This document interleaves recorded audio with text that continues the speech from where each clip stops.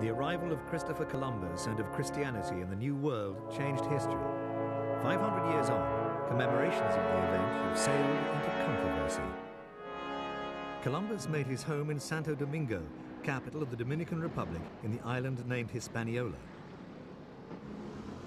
The city, which was to become Spain's launchpad for further exploration, takes its history seriously. But plans for official celebrations to mark Columbus's first sighting of land on October the 12th have run into trouble. Huge sums were spent, some say squandered, to open up new access routes to Santo Domingo. The authorities hoped work would be completed in time.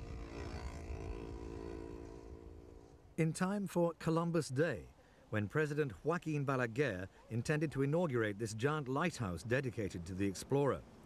Tourists were expected to flock here and watch a beacon of light project its shape, the outline of a giant cross, into the sky. Now, however, the inauguration has been cancelled. Too late for some. Slums were razed to build the monument.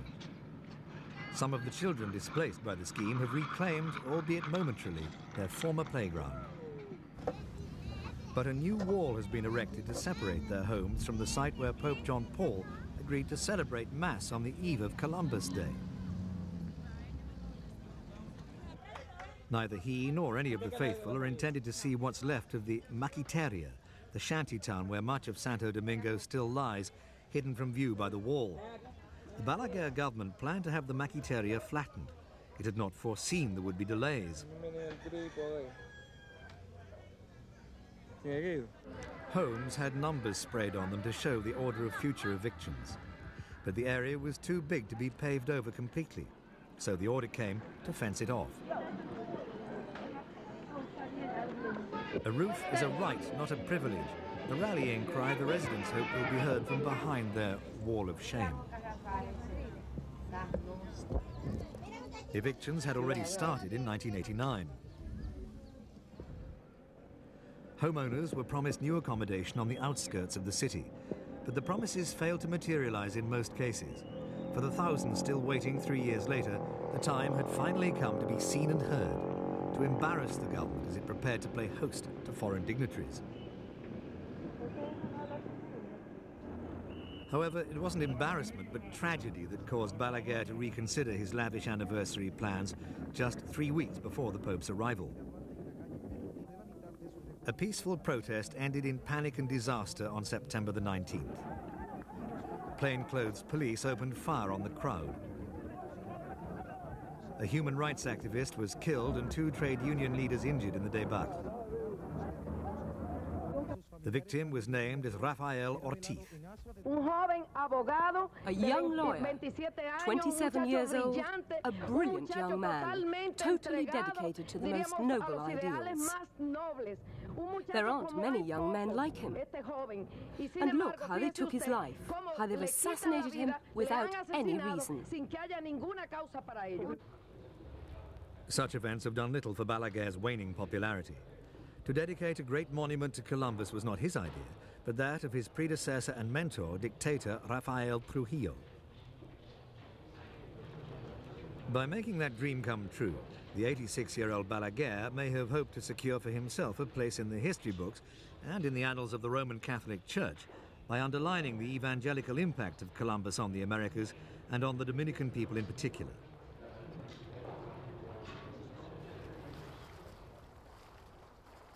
But the anniversary reinforces the official interpretation of history to which most heads of state from the old and new world have long adhered.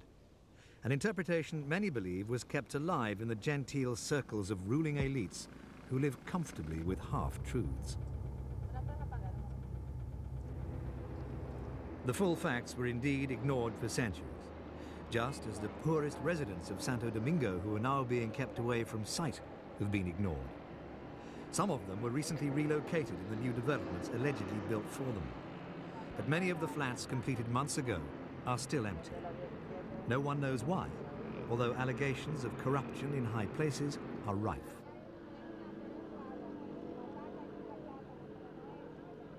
Tourists know Santo Domingo as the oldest colonial town in the Americas. Foreign visitors provide much-needed hard currency for this poor country. They're welcome here, even by those who argue that everything, the lighthouse, the new roads, the evictions of poor residents, was part of Balaguer's master plan to turn the Dominican Republic into a magnet for Western tourists. In the official version of the discovery, Hispaniola's native inhabitants died from diseases innocently brought over from Spain. This is misleading. In fact, it was direct mistreatment by the Spanish that left them too weak to fight off new epidemics. The Indians owned the land long before it was discovered. Many were driven out or enslaved by the Spanish. Columbus died a pauper in Spain, which claims to have his bones. The Dominican Republic makes a similar claim, and the lighthouse was built to be his ultimate resting place.